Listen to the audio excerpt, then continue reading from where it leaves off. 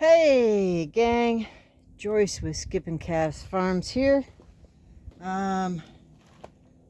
It's a few days before Christmas and we've been having some pretty cold weather, especially in the mornings here in southeastern Tennessee. It's warmed up to about 50 degrees today, but it's kind of cloudy, and so I have decided that I'm gonna make a liar out of myself. Said I wasn't gonna do any more walnut videos, but I won't do any more walnut hulling videos. But I am going to do another walnut video. Also, last video I did, I showed you how I put the knot in the top here and had this hook and had the figure 8 knot at the bottom. Well, I got started here with the first bag, and I want to tell you it is working like a charm. Pull this off, just kind of work it in, squeeze it, pop that up, and the ends of this are in pretty good shape. You can see on this first bag, it almost looks like brand new. And so I'll be able to use that multiple times. And I'm not going to take the hook off of this one because I still have these to work with. But what I can still show you with the second bag, if you go back and you look at that previous video, I told you if you do an overhand knot with an extra side twist, and I showed you how to do it, it's what they call a figure 8 knot. I learned that when I was learning how to sail.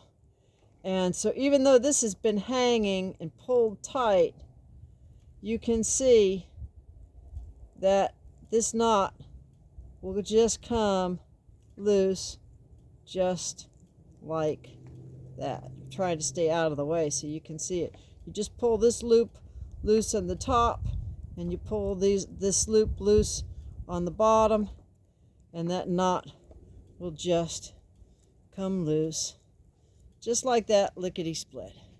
So I'm not going to untie it all the way because that'd be more work and more messy, and I've got enough work to do. And believe it or not, these videos do take a bit of time to set up, and it's not like just doing the task when I'm doing it. So this is just a basic setup. I should take away just about everybody's excuse. I have virtually no cash flow, virtually no infrastructure, and I was born and raised in the city, and so I just make do with what I have. And so I worked very hard to get debt free, and so every extra penny I've got, I still am a cheapskate. An extra penny I have goes to quality supplies for here on my farmstead. And one of the things that I bought a few years ago was this Grandpa's Goody Getter. Now I bought this and used it for one winter, and ended up with like a quart of walnuts, which is a bunch. That'd be about at least one milk crate full of the big walnut, unhulled walnuts, to get a quart of shell meat. And some of these are the husks left over from that. And even though it's just been sitting out, there's a little bit of meat and pieces of meat in here, and they aren't bad or anything. They've just been sitting in the semi, but the semi's pretty dry. I've kept these, and I'm going to use these. These would make great organic gravel for a path in a garden. There's I forget the name of the molecule, the chemical that some plants don't like. You can use this for plant-based gravel in your paths in your garden. What I'm going to use is I'm going to use this for creating biochar. Now, if you buy quote-unquote biochar online, basically what you're doing is you're buying pyrolyzed charcoal. You're not buying biochar, because it's not biochar until it's inoculated with a microbiome. So I'm going to be making my own char and biochar. I'm going to be doing it the traditional way, and I had thought of building a retort kennel. That's a lot too complicated.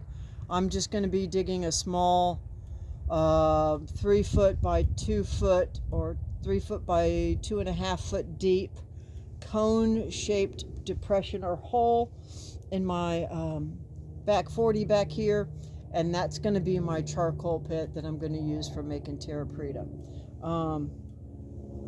When I get that done, I'll show you step by step what I'm going to do, because I think that's going to be an important factor in me being able to get my farm self-sustaining and growing. Now, these walnuts are the ones that I did with the drill and the drum.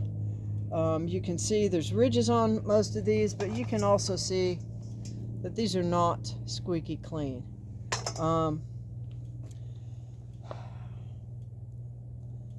I'm just doing things to be practical. I'm not doing this YouTube channel because I want to try and make a lot of money on YouTube and get flashy. And I mean, if you can see me, I'm not dressed up and I'm not in good clothes, and I don't have lip gloss and mascara on. That's just not me. The purpose of my YouTube channel is to share my love for the land, my love for the Lord, and my love for knowledge and understanding, and trying to apply God's wisdom to make that work and to make a life work. So the young man that I found online, that, and I apologize, sir, I don't remember the name of your website or your name, but if you type in how to process black walnuts, he should be one of the top few that comes up, and he's got one on how to hull them and one on how to process them. Now, I've done a couple by hand. Basically, oh, the nut fell out of that one, so I can just throw that over there. These, you can see this is a big piece of shell, but there's a bit of nut in there. And I'm going to follow his separation technique, which is you break it up and you get as many of the big pieces as you can off, and then you throw them all into one jar. But when the nut piece that was in there has actually come out, so I can throw that nut piece out. But you can see here there's a big nut piece in this big piece of shell, so that's going to stay in there together. This one can come out. He uses water and the difference in density between the hard shell and the nut meat to separate those out and do it in a timely manner. He talks about the pointy end being the top end and the flat end being the other end. If you look on the flat end, there's always a fissure. And what I'm finding is if that fissure is facing in this plane, so it's facing straight towards me and away from me, I get a better breakage of the shell all the way around. Now, my nuts were harvested a little bit more mature than his. They sat outside for a couple of weeks before they got hulled. The hulls had stayed wet. They have been hanging in the bags in my semi under 40% humidity or less for about 2.5 weeks. He recommends that when you get ready to crack the nuts, to let the hulls soak for up to 24 hours. Otherwise, they explode on you. I think my nuts have just enough dirt that slowed the drying process a little bit. So I don't really think I'm going to need to do that soaking process at this point in time. The nuts that I don't finish in the next few days, I probably am going to have to soak the nuts overnight. In doing so, that'll soften the holes. It'll soften the nut tissue a little bit so it won't break up so much. But mine are coming out in pretty good shape as they are right now. So just to review, I put this in with the pointy end up and the fissure pointing straight towards me and away from me. Now I'm watching Grandpa when he does this, and I'm left-handed. That's why I have the handle on that side. I'm going to do this cross-handed so you can kind of see. You don't hold the nut, but you kind of just touch your fingers around the sides. And you have to kind of do it a little bit by feel. What you're trying to do is feel for when the nut, whoa, that one exploded. The ones I've done previous to that, it did not explode like that. So this one was a little bit drier than the other ones I've done. Okay, let's see what we've got and what we're looking at. Okay, real quick, if you can see, there's ridges on this ram, top and bottom, and you can see it kind of cut a cap off the top of that. And see how that just kind of came off around? That's where the cam actually cut the top of that shell off of the nut meat. It didn't do quite the same on the bottom, but you can see where it cracked vertically into several big pieces. And you heard it kind of pop and explode. So I'm just going to take this and not try to really separate it at this point. What I should have done is break that into a little bit smaller pieces. You can see there's cracks in this one. So where I see the cracks here, I'm going to try and break those apart. And so I'm going to be able to throw this shell out and get that whole section of nut meat without the shell at all. And that's really what you're trying to do. What you're trying to not do is have what might be a small piece of nut meat here and a big piece of shell. And so you spend a lot of time trying to get that little nut piece out.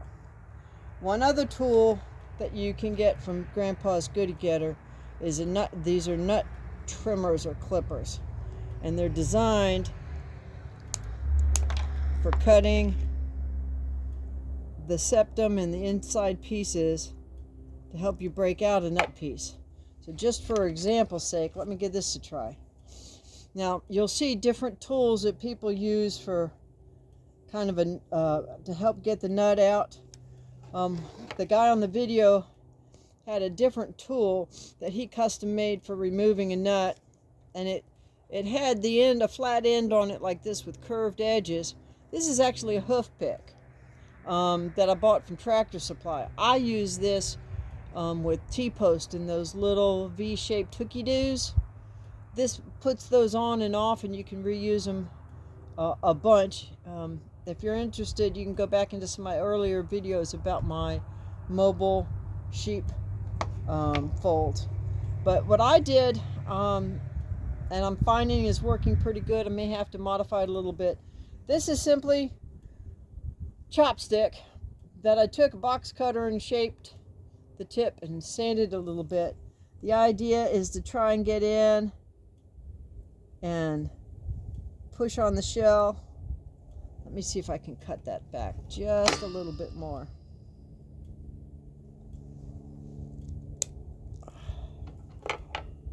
See if I can get that out. That's probably going to make a liar out of me, but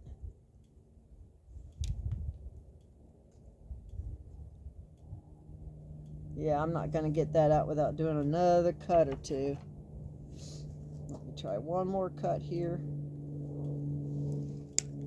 Oh, there we go. So you're also going to want to have a little tool that you can do for getting these pieces of nut out. Well, that didn't work too good, but that's the idea. Works most of the time. On a little piece of meat like that, and a big piece of shell like that, I'm not going to want to deal with this shell again, so I'm just going to toss it. Let's try another one. Let's see if we can do a little bit better job on cracking this nut.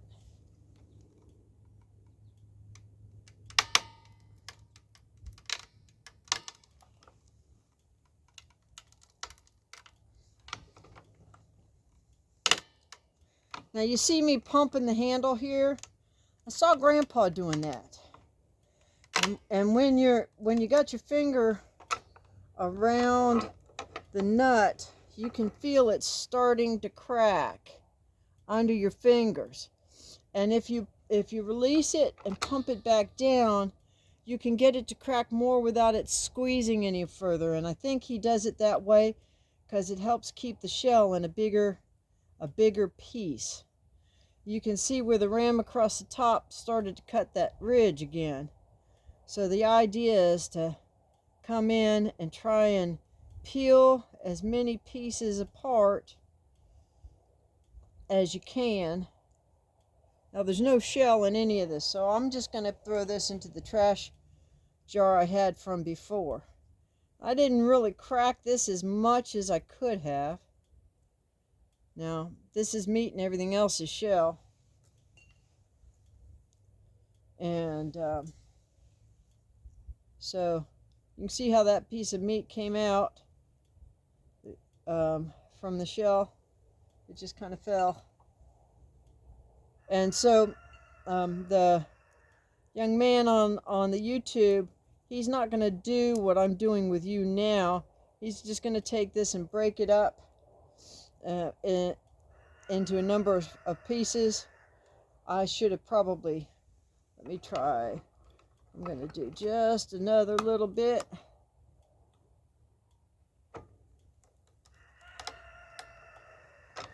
Let's see if I can get that to break through the middle so I can break that into a little bit smaller than, see, I see there's a crack here. Let's see if I can get that to, I can get that crack to open up. There we go. There.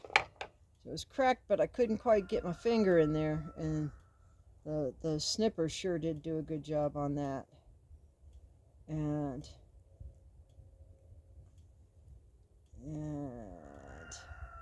I'm going to try the snippers right across this septum here. And see how it broke off that whole top and this whole piece came out with just that one cut? Isn't that cool? Okay. Now, the walnuts that you buy in the store are not black walnuts. Now there's some nut meat in there, and there's some nut meat in there, and in here. I'm not going to mess with it at this point. I'm just going on to the next shell. So here's the fissure, top and bottom. Put it in there. Do this cross-handed.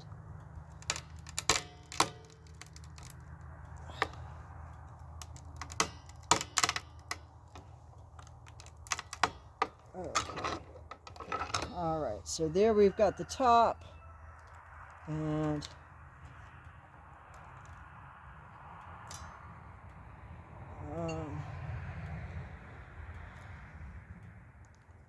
so I'm just going to try and break these pieces apart. Now the one disadvantage I have as a gal is I don't have the finger and hand strength that you guys do. And but as you can see, even though I don't have a lot of experience working with this nut cracker, the nuts that I am getting out are in some pretty good big pieces, which is really, really nice.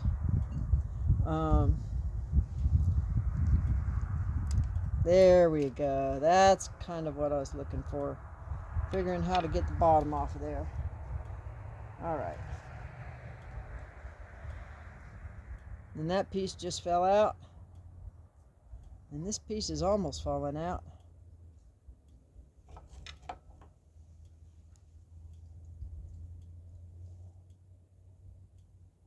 Let me try my Chinese tool. There we go. There we go. So I got these two pieces from that big nutshell, right like that. So what he was advising, and what I'll do once I'm off the video, is I probably won't spend quite so much time getting the meat out of the shell, but as you can see, you know, I've only got a few pieces of shell in here. I was able to get, what, 50, 60, 70% of the shell meat out clean. And the follow-up process is, once I'm finished doing that, we'll screen these through a 1/2-inch screen into a bowl of water. You'll pick through the big pieces, then you'll take and sort through the smaller pieces. The nut meat will sink and the shells will float. You can float off 90% of the shell pieces, and that makes it a whole lot easier. By the time he's done floating that first batch, it'll be as clean as this without having to do what I did the first time through. So I'll show that up in another video. So you can see the number here for Grandpa's Goodie Getter.